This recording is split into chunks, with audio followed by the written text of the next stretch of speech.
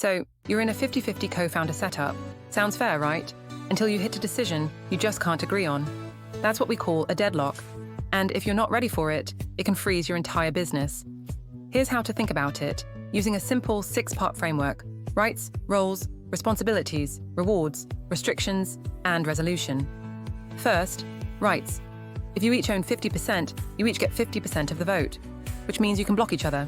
No one's in charge. That's fine, until you disagree. So you need a plan. Maybe one of you gets a casting vote, or maybe you bring in a third party to help break the tie when needed. Next, roles. One big cause of conflict? Confused or overlapping roles.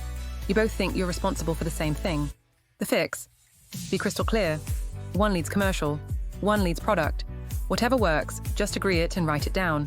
Then, responsibilities. This is about how decisions get made day to day. Who's allowed to sign off on what? What needs joint approval? A simple matrix or schedule in your agreement will save you endless grief later. Now, rewards and remuneration. This is where money comes into it. Are you paying yourselves salaries, dividends, bonuses? What happens if one of you wants to reinvest, but the other wants to cash out? You'll want a policy baked into your agreement, something predictable and agreed up front.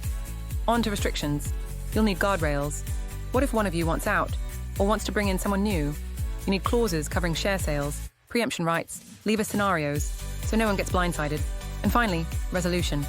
What happens when you just can't agree? You don't want to end up in court or worse, stuck in limbo. So plan your escape routes: mediation, buyout clauses, Russian roulette, or Texas shootout mechanisms. They're dramatic, but they work. And here's the key takeaway. All of this, every one of these points, should be set out in either a founder's agreement, if you're just getting started or want something light, even before the company's formed, or a shareholder's agreement, to be agreed before the company's formed and concluded on incorporation, or after incorporation when you're taking care of legal. That's where these terms live. Don't rely on handshakes or wishful thinking. Put it in writing. This is just info and things to think about. It's not legal advice. English law. Contact New Legal to brainstorm your plans or situation. Get your legal, intellectual property and equity questions answered 24/7. New Legal AI thinks like a top-tier lawyer, just doesn't bill like one.